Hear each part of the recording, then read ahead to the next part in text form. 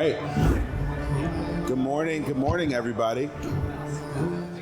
This actually is, I'm really comfortable in this scenario because we do like passing the peace, or people show up to church and you're trying to start the service and everybody's just talking. You know, you've got the one dinger guy, just like we do in the lobby here. Hey, we're starting the service, man.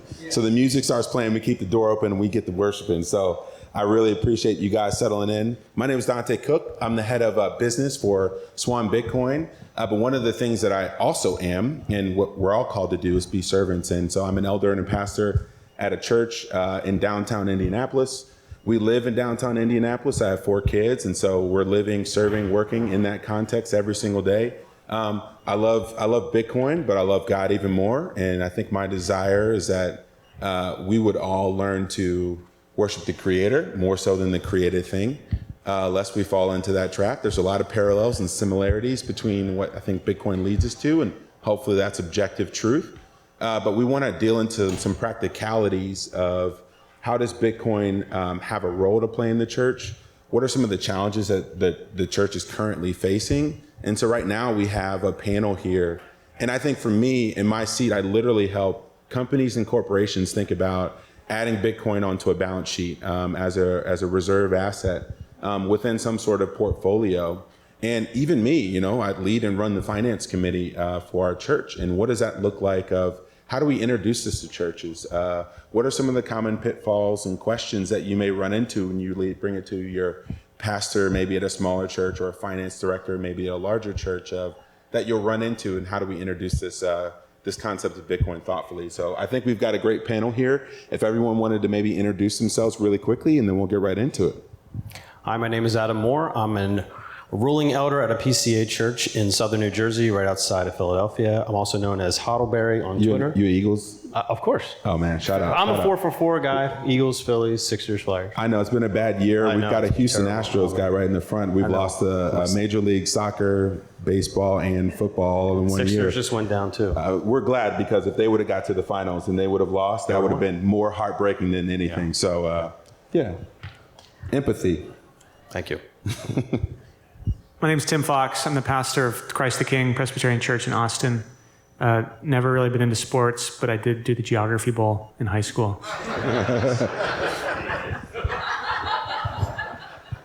My name is Clinton Donnelly. I'm your tax man, and I've been involved in a number of churches, mainly in a Presbyterian background. My name is Rinaldo. I'm a fireman by trade. Been doing it about 19 years. I'm a member of a faithful local body church in Southern California. My name's Jim Crider. I'm a financial planner, and I'm a Christian. All right. That's good. Hey, stewardship's important, and I think we have a wide, broad perspective here on this panel. I mean, is this heretical? But Clinton, I really just appreciated your talk. I don't know if you all are here for that, but even the context. I mean, you're like a modern day Matthew, man. You're the tax man coming, but you're bringing a biblical perspective from it. How did you arrive at, just your faith, that faith journey in the corporate world, and how do you kind of integrate, your work outside of the church into the church that you currently attend today? Well, let me tell you a story. One of my best friends, he was the best man at my marriage, and I at his, and he was a CPA.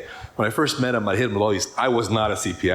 I did that later in life, and I hit him with all these questions about tax, and we were just great friends. But I was very successful in life, and I got to the point where I was making a significant amount of money in sales of computers, and that particular year, I paid taxes of $450,000.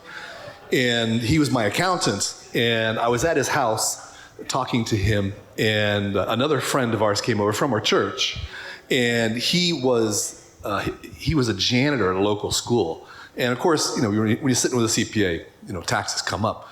And this guy, this janitor, he probably made $45,000, and he talked about the pain that he felt paying taxes. I felt pain paying taxes. I mean, it really irked me to, because I'm not getting $450K from the government and any sort of benefits. And he's talking about just paying like $2,000 and how it hurts him, and he has to make choices for food and stuff. And I was just smacked in the face that, I'm giving out of my abundance. I'm paying taxes out of my abundance. He's paying taxes out of his need. And that really just sobered me to the whole tax journey. Although I didn't bring in taxes till, many years after that. But I just I like money because money allows us to compare apples and oranges. I liked what Tim talked about, really one of my favorite verses from the Bible, to eat and to drink and to enjoy the fruits of one's labors. These are the gifts of God. From the same chapter. But that was really my journey. I've always really taken seriously tithing, and I found later in life that I said, well, I can trust the Lord for 10%. Wow, I did all right. I made a lot of money. And then the next year, I trusted the Lord for 12%. And that was very, I systematically was giving 12%. It's like, I ended up making more money than I did the year before. And then I trusted the Lord for 15%. And then I trusted him for 20%. And I thought, this is silly. I don't have to do this. But never did I make less than the year before. The Lord honored the faith journey. And so to me, money is very intimate to how we think about all our priorities in life. And I have seen guys come, as you guys too, have come up and to us as elders, and they'd say, I'm really having hard time making ends meet. Oh, how much did you give in tithing? Oh, $250 last year. Well, maybe this is an indication. You're stiffing God. Maybe you're feeling a little pain. So I just think it's just an intertwinedness. Now, money, if we go back like into the days of Samuel where we didn't have cash, well, you're talking sheep, goats, wealth, all right? And that's how you viewed things. But I think our finances how we handle our wealth is really fundamentally stewardship. And that's what we're called to live our lives in the light of God. So I guess kind of the journey on that. Are there more parishioners like you who I can have at my church? Because I don't think most people feel that same way. Or they don't understand the covenantal reality of God blessing faithfulness and cursing unfaithfulness. There's a beautiful chapter in, I think it's 1st or 2nd Chronicles, where David calls all the people together, all the generals and the leaders, and he says, I'm going to give money to this new temple we're going to build. And he challenges all of them to give. And, this guy gives so many, this much goats and gold and stuff. It doesn't make sense, but it's really all tithing. And when you read that, you start to realize they're giving out of the abundance that God's given them and generously out of what they have. And God provides all the more. So, I don't know. I've given talks about it in churches, but, it's really God working on your heart, I think. So, Ryan, I'd love to get your perspective of, how do finances look? I work in, I've worked in white collar jobs, but I always appreciate the perspective of the man or the woman that's, putting on boots. Maybe they're in public service. Maybe they're, in a job where, they're getting paid by municipal. And so I'd love to hear your perspective just from, the fireman, the everyday person of what are some of the financial, pressures that people in your sphere are facing, and how do you try to be a light and an encouragement in that sphere? It's understanding the fact that through our labor, we're earning our wage, and we're trying to earn our wage to, buy our house and to provide for our family, but we're trying to upkeep with what is going on with the devaluing of the currency and inflation and whatnot. Within the fire department, there's such a trust in the pension system as well, and we're just taught, just keep pouring into that. Unaware, many, that the fact that those are underfunded and that they can default by cutting your pension, or they can default by printing all the money they need to pay you what liabilities they owe you. And so that there's a risk there. And so for me, I've been able to help guys within the fire department by understanding the risks that are there first off, because they're just unaware. So first presenting to them the reality of where the pensions are sitting, and that you are at risk of some sort of default. Doesn't mean you have to, but that risk is there, so you shouldn't ignore it. Proverbs talks about a wise man who sees danger and actually takes heed, but a fool keeps going and suffers the consequence of that. And so it's realizing that there's a danger there, take heed, don't go all in on something, but be wise and have an insurance policy. And so what has been helpful for me at the station, we've got 8 guys around the table, I'll bring out a real gold coin and I'll pass around the guys. They all feel it for the first time. I then take out a $20 bill and I tell them, hey, around 1930, you could go into a bank with this $20 bill and exchange it for this gold coin. And today, and then I pull out a literal wad of $2,000 and I count out 20, 40, 60, 80, 100, 20, 40, 60, 80, 100. I said, today, to get the same gold coin, it costs you about this much. And it's the tangible reality of what's going on and why are things continuing to go up in price? Why are things, did the gold coin change? No, the currency is changing. And so be wise, understand that, and then just have something that you can hedge, have something that you can counterbalance that risk. And it's been helpful, but it's a real reality of guys are seeing homes are being outpriced for them and grocery bills and just having multiple kids and whatnot. That's a real reality. And it's something that in the real world that we need to understand the danger, because then you can actually make the right choices as a response. Yeah, I think from a biblical perspective, I really appreciated your talk last year, Tim. If you could elaborate on that a little bit. I mean, you preached out of, I think, Micah 1 and Micah 2, and talking about actually the Jewish leaders of the time, and there was that they were manipulating the weights and the balances of the weights of the money. And I think one of the things from Micah 2 that it says is it actually caused, which I just never thought about, it caused the women to leave their houses and neglect their children. That's one of the verses that does. And so the perverse incentives of women, not being in the home, not being as much with their children, and having to go work because it said the leaders were, taking their land and pillaging their fields, and they had to find different ways to make things work as a family.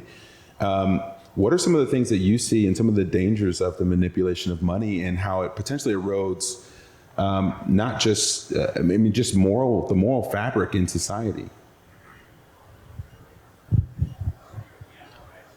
Now think about it. I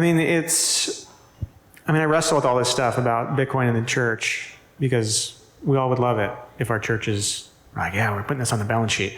But for many of us, in some ways in America, demographically, people who go to church consistently tend to already be doing pretty well. It's becoming almost this kind of class division to where I think, one of the biggest struggles is that people are generally doing okay and they're just kind of apathetic about it. And I think people assume that, well, this has always kind of worked, and so it's always going to work. I did a talk for our denomination last summer on Bitcoin. I submitted the proposal as a joke. I thought they would reject it, and they said, oh, that sounds interesting. And I gave the same talk to my church to practice beforehand, just explaining what it is. And people are they got to kind of smile, and they're kind of amused by it, and like, oh, that's kind of interesting. But, this all works, and this is fine. I fear and I wonder what's going to happen with baby boomers dying off, basically, especially in America. So much of the church and its wealth has come from baby boomers living in this unusual period in history where they've just kind of ridden this wave of fiat inflation prosperity, and they've seen their houses go up and their retirement portfolios go up. And people that are more my age and younger really struggling to kind of do the same things that our parents took for granted. And I'm not really sure what that's going to mean for the church. I just did a building campaign, hated every minute of it. And it was not a smashing success. It wasn't terrible. But like a lot of churches, for the most part, our church is financially supported by a small number of people, and most of them are older, who have benefited from this weird period since the Second World War that is now seemingly ending. And so, I don't know, I fear for, I talk about Bitcoin, I'm the pastor, and I can't get them into it. I've gotten them to agree to accept it, but they just want to sell it right away for dollars. But I wonder and I fear that it may take more pain before people really start taking this more seriously. And this, one of the points I made last year was I think lots of other countries, and Christians in other countries, are going to get this way before we do, because they're facing the pain in a much more serious way than many of the people in our churches are. The well have no need of a physician, but the sick have a need of a physician. A lot of times you tell people the bad news, like when you're evangelizing with the gospel. People think they have their lives together. They're doing okay. They have money in the bank, generally happy, generally wealthy. But you need to tell them the bad news first, and then they can accept the good news. Yeah, I mean, it's like 2 Peter, he talks about how Noah was a preacher of God's righteousness. And so you imagine this guy building this ark that God tells him to build, and it's him and his family that end up on the boat. But he's preaching God's judgment to the world around him, and they're all laughing their heads off at him. And Peter says, everyone's just carrying on like normal. Like, this is just the way the world is. We're just going to be marrying and partying and making money. And then the flood comes, and turns out Noah was right, but it's too late. And so, I mean, that's kind of grim. I guess it's very grim. But you hope and you pray that more people realize the ark, so to speak, that is available from the suffering that's coming. And, of course, as Christians, we should care about suffering, but we should care most of all about eternal suffering. And so the ultimate flood, of course, is the flood of God's judgment at the second coming of Jesus, that Bitcoin will save nobody from. But there are echoes and foreshadowings of that judgment all through history. And God's judgment is coming on a financial system that is built on lies and foolishness. And I told somebody recently, I said, math is on God's side. Nobody can beat math. And so you try to help them because we love people and we love this world and want to help it. But I don't know how many people will really hear it before it's too late. I don't know. Yeah, not to be cliche. I mean, it says when the fire comes to pass judgment upon this earth, the things that are left and that are there standing are the things that actually had worth. And I've been wrestling with this idea of I call it the pyramid of ownership, but I want to throw this over to Jim because he's a financial planner. It's so funny. It's sort of like there's this thing going on in Twitter right now. One of our coworkers, Steven, he's like the walking guy, if you guys have ever seen him. But he said, what radicalized you the most? And it was like the food pyramid and how that was all a lie. But I've been thinking about this concept of like the pyramid of ownership, right? And so the first dollar, and if you live in an American context, of everything you own goes to Social Security. Or our unfunded liabilities, right? Like, and that's the thing that we have the least control over for the majority of us, right?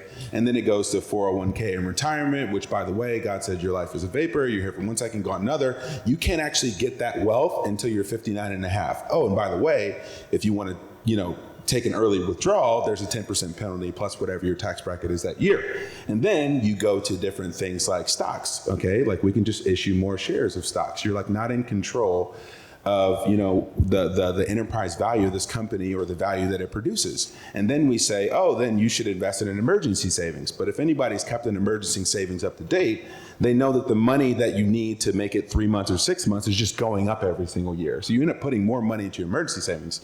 And then they say, oh, well, then you should have some more cash for a rainy day, and then potentially have some gold, and then some Bitcoin, and then tithe, right?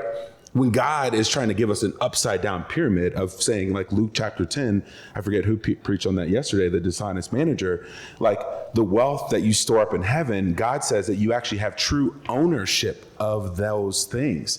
And so when we're talking about the pyramid of ownership and how God thinks about it, and I think Bitcoin might be the one thing because you can actually verify that you own that thing, you own the private keys to that thing. How do you think about this paradigm as a financial advisor advising people on how to steward their money, how to manage their money, on just ownership in general, and how do you help people manage that and navigate that, Jim? Well, I mean, everything you do should be, and I hope is, a ministry. But most of my clients, or a significant portion of my clients, aren't Christians. Now, obviously, I use my business as an opportunity to share the gospel. But I have to go into those conversations cognizant of my job is to help them with their money. So first off, with clients, I help them articulate what is important to you in life. Your money is simply a tool and a resource to help you do those things. And that's where we have to start. Money is not the end itself. It's a means to an end.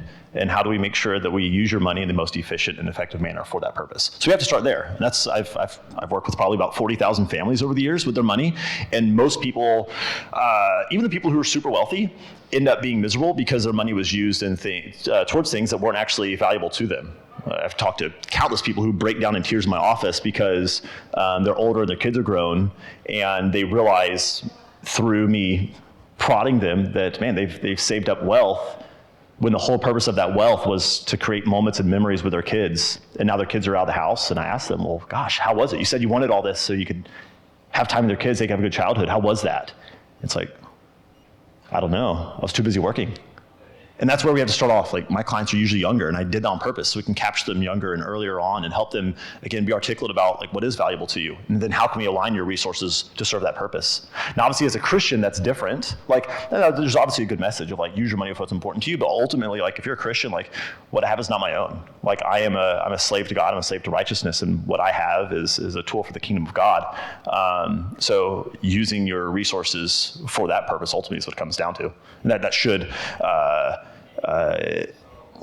all of that informs how you use your money, what you're going to use it for. I mean, even from a practical tax advantage accounts or whatever, those things will inform how you invest, where you invest, asset location, asset allocation. That trickles down to financial planning. Amen. We need more brothers like Jim in the financial advising space. Appreciate that. As a person with young kids, I mean, that's a really, really important message. Adam, I mean, you're in this process, I mean, or maybe right now, just tell me about thinking about budgeting and your role, what you do outside of your role in the church, and just thinking about how do you bring some of those insights and wisdom into things like planning, things like just bringing wisdom to your pastors, your leaders, or other people at your church in Jersey. So I've been on the finance committee at my church. I'm 40 years old, so I've budgeted most of my life, but I've done a lot of that poorly, to be perfectly honest. I was an economics major in college, and I can honestly say that I've not been a good steward in a lot of ways in my life. And then once I hit Bitcoin, I think things went upside down for me. I think that I was shown, I felt like I knew about money because I was really big into Austrian economics. I was an economics major. I kind of felt like, I've got a handle on my life. I know the trajectory of my life. And then I did have like personal crisis when it came to money. And I think I've been a little bit open about that on Twitter in the past and at my church. So I've seen the negative effects of fiat. I've seen the negative effects of that mindset on myself. And so I feel like I have a unique perspective to be able to help people see, like, this system is really, really bad. The system is not the way God intended people to live, in debt, and not only in just regular debt, like credit card, household debt, but also debt to the system that you're on a treadmill that you can't get off ever. Your property taxes go up every year. The cost of groceries goes up every year. In reality, the Bitcoin system that we have should make everything go down in price every single year. We should have a deflationary currency. I mean, we have air conditioning, we have technology, all these things today that God has given to us. Things are easier to do, but yet prices go up. Why is that? And that's all because of the fiat system that we have. So when I think about how to implement this in my church specifically, I can't, in good conscience right now, with the volatility of Bitcoin, say we need to have it on our balance sheet and plan for the future, because I don't know what's going to happen in 2 years. And we shouldn't be, as Christians, hoarding money necessarily for its own sake. I came into Bitcoin for number go up, and I wanted to get really, really rich. That was my stated purpose. But then I stayed for the revolution. And what we should be doing as Christians and how we should be thinking about money is some of the stuff that you all the guys here have already been talking about. But what I would like to leave people with when they're thinking about how to implement it into their churches is orange pill the people and get people involved in understanding some of the biblical principles of money, like what is money, how they should be using it in their own personal lives, why the system is really bad, giving them the bad news. And then I think that the church budgeting process should come later. So I tithe half of my money in fiat, and I'm holding the rest of it in Bitcoin for my church. And I've already talked to the elders, the other elders of my church, and my pastor owns Bitcoin, and several of the other elders do. So they're on board, but now what we need is that structure. Maybe Swan can help us with this, I don't know.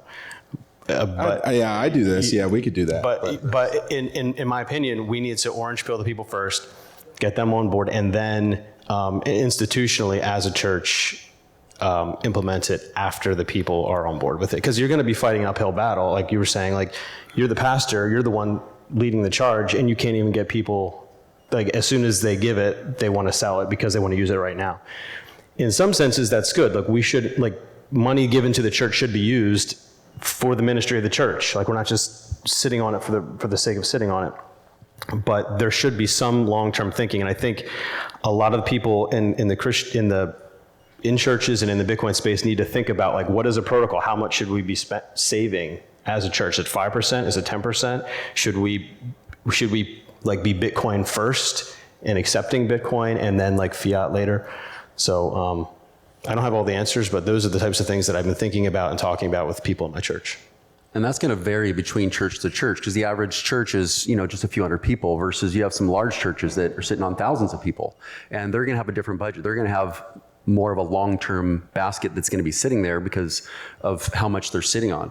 So it's going to look different. And the smaller churches, they do need that liquidity to be used for the ministry that is happening daily, because the church shouldn't be sitting on it for the sake of, we just want to make a profit, but it's until that money is deployed in the ministry of the growth of the kingdom and the spreading of the gospel, you just want to be wise in protecting that. But it's going to look different from church to church. So we shouldn't think that it's going to be a one-size-fits-all by any means. How do you release the idol of Bitcoin in your heart and in your mind? What's the year of Jubilee for you? Can we make that the Bitcoin halving?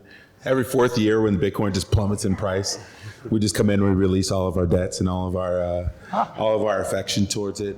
Dante, I'd like to just make some comments, just some practical things. Sure. So somebody in your church gives you some Bitcoin or any other currencies. Well, after you issue them a receipt, what do you decide to do with it? Are you going to save it? Are you going to hold it? And these are the questions that are being talked about right now. I mean, my response to you, Ryan, is in Proverbs, consider the ant who toils and saves up for the bad season, and he labors. So it's important for all churches to realize you need to save, because there is a bad time coming. That's nature of life, and that's where savings get you through. Secondly, churches are fundamentally committees, and they're lousy at making decisions. And when you basically have to set up an investment committee, the finance committee is not the right committee, because the finance committee is talking about how do we make ends meet. And that's a different goal than an investment committee. It probably should be a subset of the elders, or maybe the elders altogether. The question that an investment committee has to decide is, first of all, shall we save it or do we sell it right now?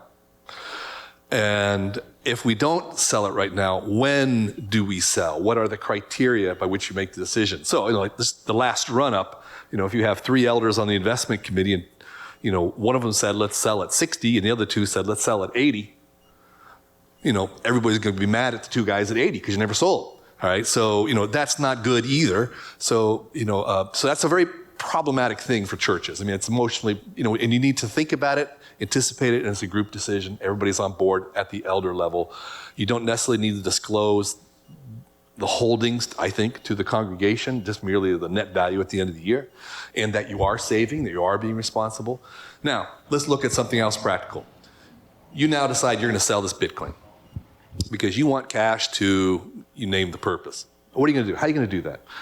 You go over to Coinbase, you sell this. The church has to create an account on Coinbase. It can be multiple signatories. It takes 4 or 5 months to get that done at Coinbase. You now sell it.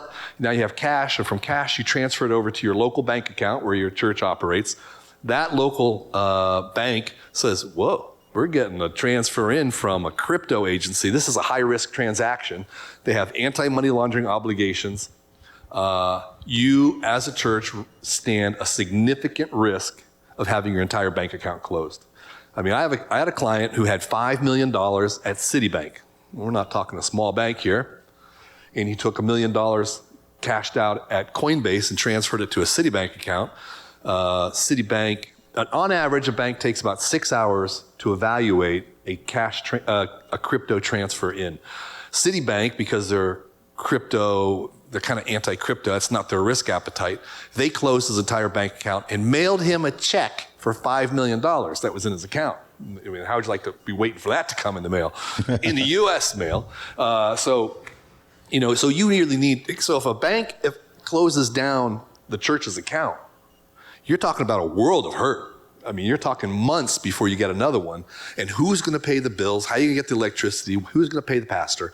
There's a lot of concerns if you go from Bitcoin to cash to your bank. That's a very risky dimension. You'd have to really brief your banker in advance. Here's what I got. Here's why I'm doing it, so that the banker isn't scared of you. Alternatively, you might, if you decide to dispose of that in a manner, say through for missions, or you decide to channel it into a missions route, or in lieu of the cash you would have sent to a missions board, send it to some sort of missions agency which receives Bitcoin.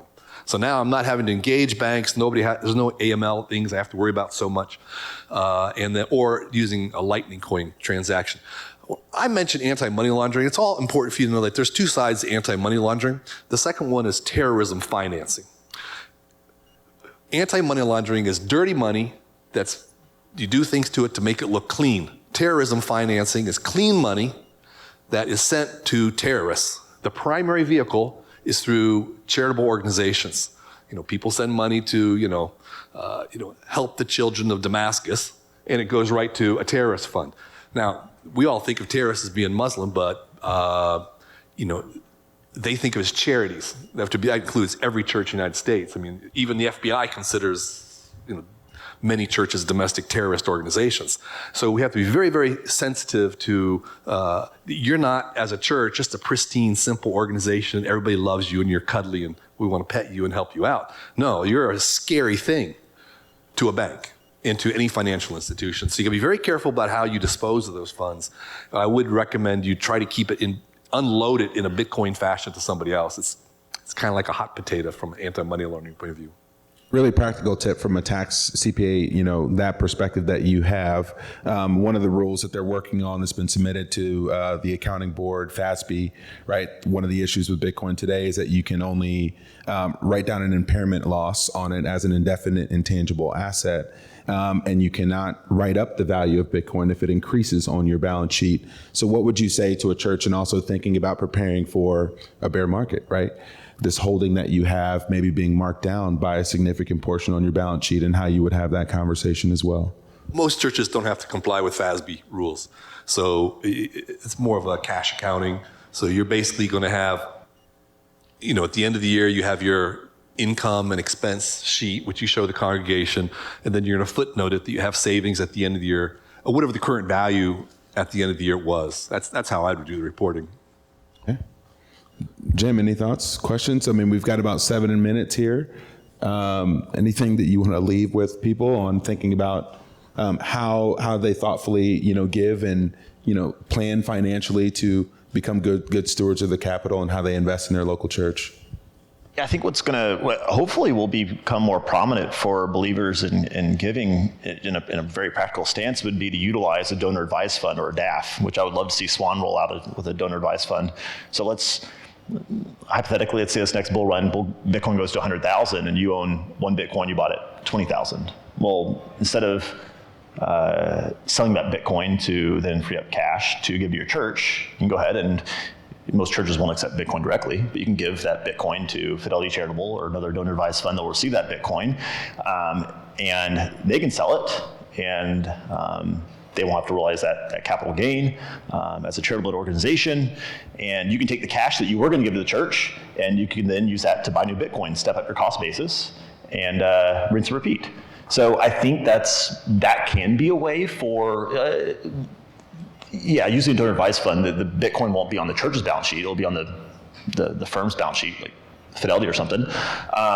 But I think that, at least for my clients, we're having these conversations right now. Like, how do we give in a tax advantaged manner? And the donor advised fund for all of our clients on Bitcoin pretty significantly. And that's a conversation we have right now is, hey, your tithes, how do we make sure that we're doing this where you can give the most to the kingdom and as little as necessary to Uncle Sam. This is a very good idea. That's a business tip for Swan.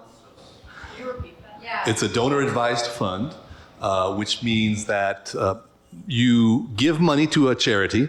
Let's call it Swan Charitable. It would be a separate organization from Swan. It would be a charitable 501c3. You give to it. It's tax deductible, right? It's taxable as a gift. Then Swan Charitable would retain ownership of the assets, and they would grow or appreciate. I mean, typically with stocks and bonds, they're going to grow and appreciate.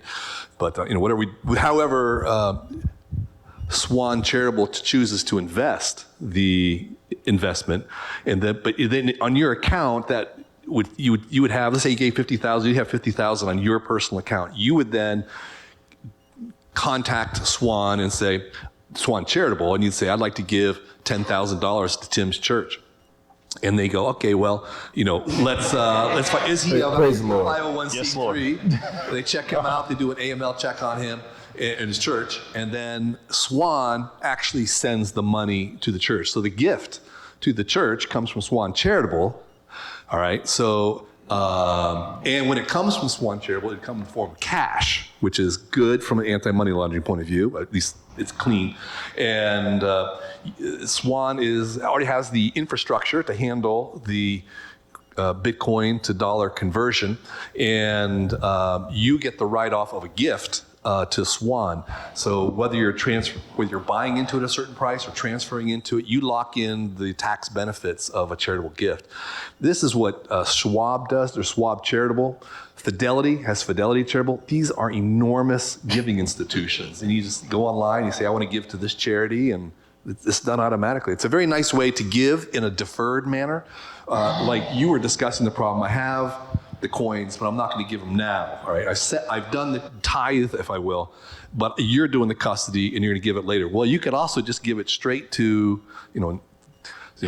Schwab Charitable, if you will, Swan Charitable, and you've done the giving. So from your point of view, you can claim the tax deduction right then, but you can actually designate the gift years later to institution that you want. So it's nice.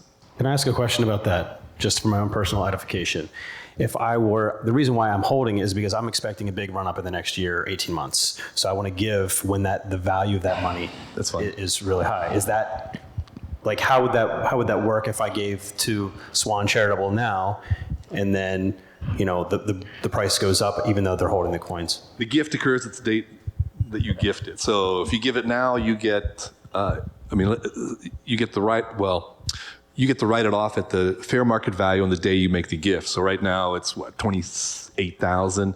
If it's going to run up to $70,000, and on that time you gift it, then you get the tax benefit of a $70,000 gift, and Swan Charitable gets the asset, and you can let them sit on it until you decide to designate. That's the donor advised aspect to who you like to give it to. Yeah, go ahead, Jim. An important part, a lot of people are concerned, like, oh gosh, I have $200,000 that I want to give my church because of Bitcoin and blah, blah, blah. But I'm afraid my church is small, and will they steward my $200,000 well? That's all of their annual tithes. Well, that's a nice thing with a donor advised fund. You can give all $200,000 in a year and then designate for that to be distributed over a 10-year period. Also, using a donor advised fund, you can do what's called bunching, a bunching strategy. It's where you, like, maybe right now you're tithing 10% of your income, your household income is $250,000, you're tithing $25,000, you're not being able to take advantage of taking itemized deductions, so you're taking the standard deduction. Well, what you can do instead is take a standard deduction for 3 years, and then in the 4th year, give 4 years worth of tithes to a DAF, and that allows you to take the standard deduction for 3 of 26,000, we'll call it 25. 25,000, the 4th year you give all 100,000. So you then have, that's $175,000 of tax deductions, versus if you just did the 25 over each year, that's 100,000. You get $75,000 more of tax deductions by doing the bunching strategy, just saving yourself some more taxes. And that's easily done through a donor advised fund, not worrying about, oh gosh, well, my church is going to get this massive amount of money, and I don't know if what they're going to do with it. So there's a lot of good stuff to use with the donor advised fund. That's some giving alpha right there. That's pure signal. Pure signal right there. Can I have your card when we're done here? For sure. Tim, Ryan, I know we've got about a minute left. Any parting thoughts, any wisdom that we want to share just for our audience here? One thing I think about is, if you're here and you're a Christian and you have Bitcoin figured out at this point, you are so far ahead of almost everybody else in your church, and you will, if what happens, what we expect to happen, and it will happen, you will almost certainly end up in a place where you will have a lot more resources than a lot of other people in your church, and they may be people that you tried to warn about this and tried to convince them, and they blew you off and thought you were silly. And just, I don't know, you will have an obligation before the Lord to help your brothers and sisters in Christ and to share what God's given you, and to remember that this is not because you were smart or you read Mises or whatever, but because God just in his kindness got you into this. And so just, I don't know, I'm by disposition, I'm fairly cynical and pessimistic. I'm pretty sure that we're going into a period where it's going to be very hard to be a Christian in the West and in America, and it will be hard. And Christians are going to need to help each other quite a bit. And so just an encouragement and a reminder to not be stingy with what the Lord's given you, and be ready to help people who are laughing at you right now. Ryan? Yeah, I think this really comes down to, as Christians, we're commanded to not be anxious for tomorrow. We are demonstrating our faith and trust in Christ by trusting that he will provide, and he's going to provide for that church through the members of that church. And so you may not be able to convince the financial board to put it on the balance sheet, but if you convince the people within the congregation of, hey, you should have some of your savings in this, then the congregation as a whole could be holding it. And it's in the times of need, we're commanded then to help of our resources to those who are in need. And that's really what it's going to come down to, is just being prepared in that sense, and really being confident in the Lord that when those trials come, when that persecution comes, we are just commanded to be faithful to Christ, to continue to share the gospel and realize that is the true treasure, is the gospel. Bitcoin is just a means of preservation of our wealth so that we can continue with that message of Christ dying for our sins and raising again for our righteousness. I just want to leave with a couple thoughts, man. I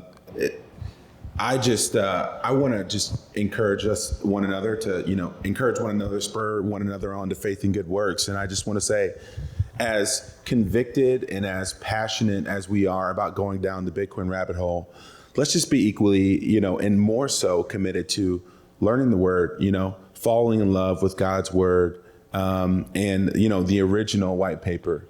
And I just want to, confess that, we need to be as radical as we are on Spaces or Twitter or other places in encouraging one another. Slide into our DMs with a scripture, with an encouraging word of, hey, this is where I'm struggling. I'd love to jump on a call, and really utilize this network and this group of people who I've grown to know many of you and become friends with you, to spur one another on to good works and faithfulness in Jesus Christ. And just as we're coming up on the halving, think about the year of Jubilee, think about the Feast of Booths, think about releasing that idol of Bitcoin on our lives and putting God at the front in the center where he should be. All right? And Dante, real quick, yeah. I know that for Bitcoin, we're seeing that as an answer to a debt problem. If after this, if anyone is not a believer and wants to understand how Christ is the result to a debt problem of sin, please see me after. I'd love to sit and chat with you about how Christ wipes away our debt of sin. Can I want to last one last thing. I'd be heartbroken and share that. Jesus doesn't want your Bitcoin. He doesn't care about it. He wants you. He wants all of you. If you're a believer, you came to him with nothing. There's nothing you could do to earn your salvation. He's not saying hey, give me your Bitcoin or give me your assets. He wants you. He wants all of you. And if you're not a believer, there's nothing you can do to earn your salvation. There's nothing you can do to be good with God. It doesn't matter if you're on a panel or you're speaking here today at Thank God for Bitcoin, or if you give a bunch. He doesn't care about that. He demands that you lay down your life, that you be born again, and that giving, and they'll know that you're mine by the way that you love one another. Those are fruits But yeah, he wants all of you. He demands all of you. That'll preach. We came to preach this morning, man. I'm excited about that. Thank you all for the panel, and I don't know what we have next, but that was fire. So thank you all for allowing us to share with you all.